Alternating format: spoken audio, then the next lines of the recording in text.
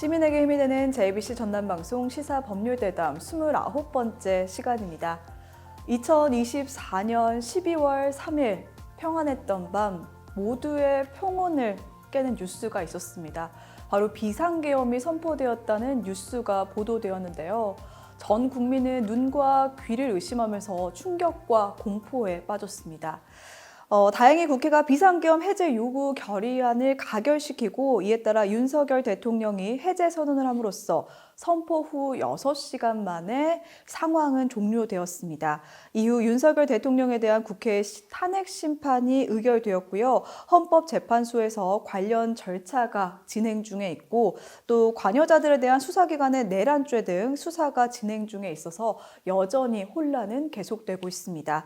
이와 관련해서 오늘은 법무법인 백의 백상열 변호사와 이야기 나눠보도록 하겠습니다.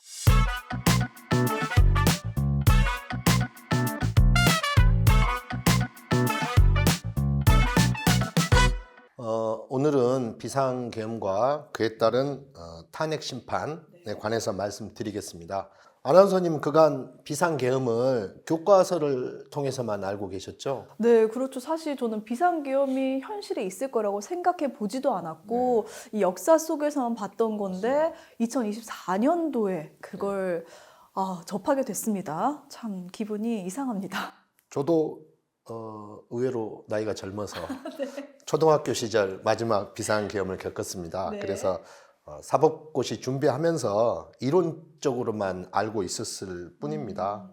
그래서 비상계엄이라는 것은 어떤 역사적 발전에 따른 과거의 유물 정도로만 생각을 했지 이것을 2024년에 실제로 겪게 될 것이라고는 꿈에도 생각을 못 해봤습니다. 그러면 우리나라에서 현재 이 비상계엄이 몇 번이나 선포가 됐을까요? 자료를 찾아보았는데 총 10번 선포가 되었더라고요. 근데 그 선포 배경을 살펴보면 건국 직후에 좌익과 우익 대립이 심했잖아요. 근데 그 과정에서 무력 충돌이 있었지 않습니까? 그래서 그때 또 비상계엄이 선포되었었고 또 북한과 전쟁, 한국전쟁 발발했잖아요. 그때 비상계엄 선포되었고 또 대다수는 군사정권 시기에 어떤 민주화 과정에서의 정치적 사건과 관련되어서 선포되었는데 그 횟수가 합계가 총 10번입니다. 생각보다는 많은 것 같아요. 그런데 생각보다 뭐 10번이면 많다고 볼 수도 있는데 그 마지막 비상계엄이 언제인지를 보셔야 합니다. 마지막 비상계엄은 지금으로부터 무려 44년 전입니다. 44년. 예. 1980년 5월 17일 선포되었는데요. 1979년 10월 26일 박정희 대통령이 서거했잖아요. 근데 그 후에 쿠데타로 권력을 장악한 신군부가 1980년 5월 17일 전국적으로 비상계엄을 확대한 것이 마지막 비상계엄입니다. 제가 말씀드린 이 비상계엄들 과거에 어떤 공통점이 있을까요? 일단 좌우익 대립, 또 한국전쟁. 그것은 전쟁 또는 그와 유사한 무력 충돌이 원인이 된 거잖아요. 무력 충돌. 그 다음에 나머지는 정통성 없는 군사정권 하에서 민주화 세력을 탄압하기 위한 방편으로 사용되었다는 겁니다. 자, 전쟁 또는 이에 준하는 무력 충돌, 그 다음은 민주화 세력을 탄압하기 위한 방법. 자, 이런 그 계엄 선포, 비상계엄 선포의 원인을 염두에 두면 현재의 최근의 비상계엄을 해석하는 한 기준으로 삼을 수도 있을 것 같습니다. 그렇군요. 그렇다면 저희 궁금해지는 게 이 비상계엄을 선포할 수 있는 뭐 어떤 경우가 있는 건가요? 그렇죠. 요건이 다 헌법과 계엄법에 규정이 되어 있습니다. 매우 중요한 문제이기 때문에 조금 길더라도 설명을 드리겠습니다. 헌법 77조의 규정을 하고 있는데요. 대통령은 전시, 사변, 방금 전에도 말씀드린 거잖아요. 사변 또는 이에 준하는 국가 비상사태에 있어서 자, 국가 비상사태가 있어야 된다는 거잖아요. 병력으로서, 그러니까 군을 동원한단 말이죠. 병력으로서 군사상의 필요에 응하거나 공공의 안녕 질서를 유지할 필요가 있을 때는 법률이 정하는 바에 의하여 계엄을 선포할 수 있다고 규정하고 있습니다. 있을 수 있는 경우가 네. 또 있는 거군요. 그렇죠. 요건도 있어야 하고 이런 필요도 있어야 하는데 하더라도 법률이 정하는 바에 의한다고 되어 있습니다. 네. 그러면 그 법률이 뭐죠? 계엄법입니다. 그렇죠. 네. 계엄법 2조가 상세한 해석이 되어 있습니다. 네. 전시사변 또는 이에 준하는 국가 비상사태에 관해서 네. 네, 헌법이 이렇게 규정을 하고 있잖아요. 네. 근데 그걸 구체적으로 풀어서 뭐라고 했냐면 적과 교전 상태에 있거나 전투 중이라는 얘기잖아요. 네. 또 사회 질서가 극도로 혼란돼. 극도입니다. 행정과 사법 기능 수행이 현저히 곤란한 경우. 즉 전시사변은 교전 상태를 말하죠. 네. 근데 이제 보통 이 경우는 어떤 경우를 말하냐면 상대방이 국가인 경우는 전쟁이기 때문에 전시. 네. 근데 국가 이외의 단체 등의 경우에는 사변이라고 합니다. 우리 한국 전쟁을 예전에 6.25 사변이라 그랬죠. 그렇죠. 그때는 북한을 국가로 인정을 하지 않았기 때문에 전쟁이라고 하지 않고 6.25 사변이라고 한 겁니다. 예.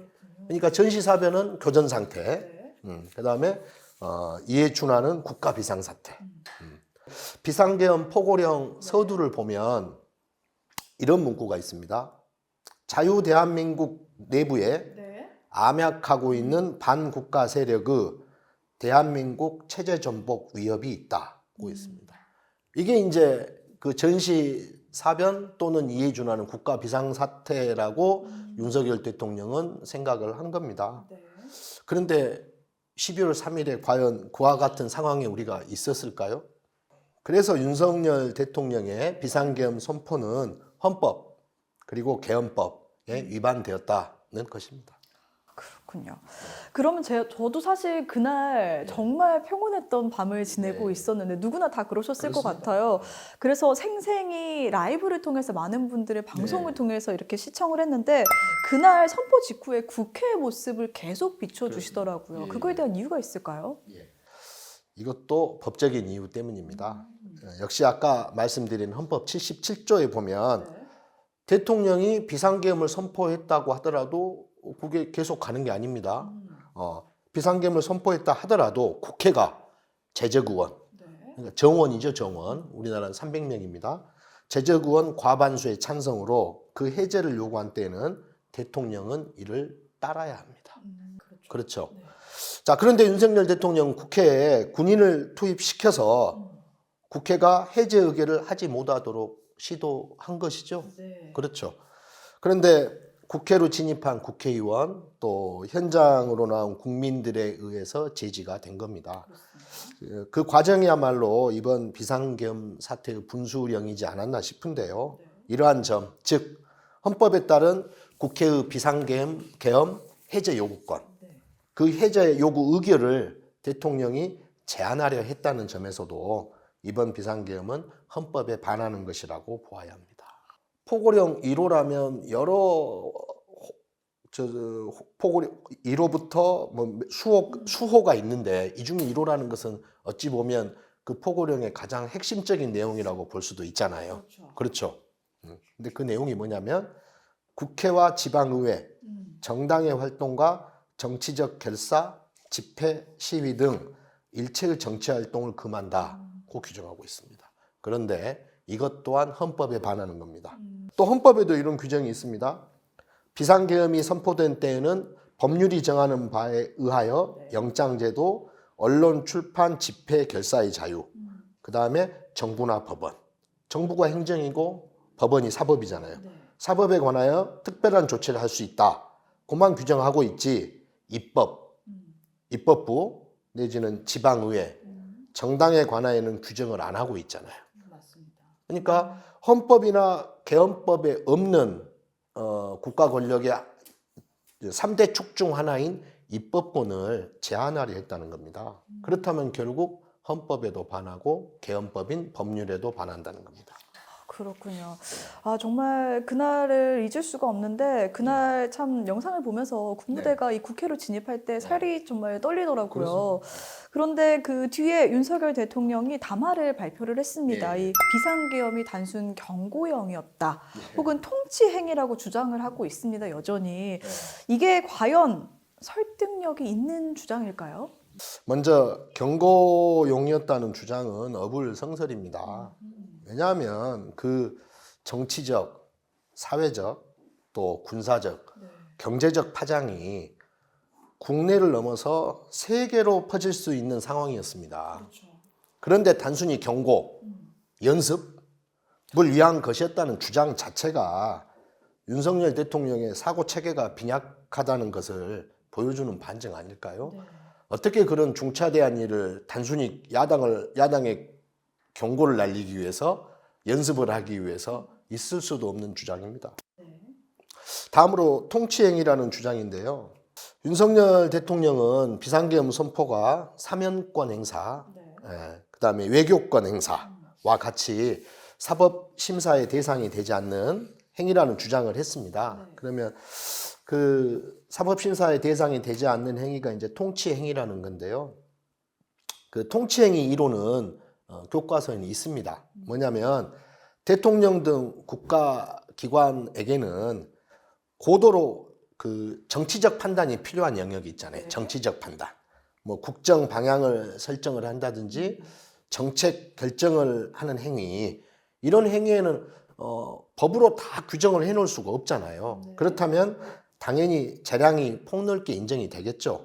그러면 재량이 넓게 인정이 되기 때문에 사법심사, 즉 법원이나 헌법재판소에서 그게 맞다 틀리다 라고 판단할 대상이 아니라는 겁니다. 그걸 통치행위 이론이라고 합니다. 자, 그런데 우리 법원이나 헌법재판소는 통치행위의 개념을 인정을 하고 있습니다. 통치행위라는 게 있을 수는 있다. 그러나 통치행위라고 해서 무조건 사법심사의 대상이 안 되는 것은 아니다. 개별적으로 판단해야 한다라고 규정을 하고 있습니다. 그래서 통치행위이기 때문에 수사도 안 받고 헌법재판소 판단도 안 받겠다. 말도 안 되는 주장입니다. 뭐 예를 들어 설명을 해드리면 그 대통령의 사면권, 그 다음에 과거 노무현 대통령 시절에 이라크 파병했잖아요. 그런 행위가 그런 행위를 법원은 통치행위로 보았고 또 사법심사 대상이 안 된다고 봤습니다. 그런 예는 있습니다. 그러나 유신 정권, 박정희 대통령 시절의 긴급조치, 또 전두환 신군부의 비상계엄과 같은 행위는 성격은 통치행위지만 사법심사의 대상이 된다라고 얘기를 했습니다. 그래서 그 신군부 전두환 노태우 전 대통령들 다 처벌받았잖아요. 나중에 사면은 받았습니다만. 그런데 이번 비상계엄은 실은 통치행위에도 해당되지 않는다고 봐야 할 것 같습니다. 왜냐하면 폭넓은 재량이 인정되는 행위가 아니고 헌법과 법률에 명확히 그 요건이 규정이 돼 있잖아요. 아까 헌법개헌법 말씀드렸지 않습니까?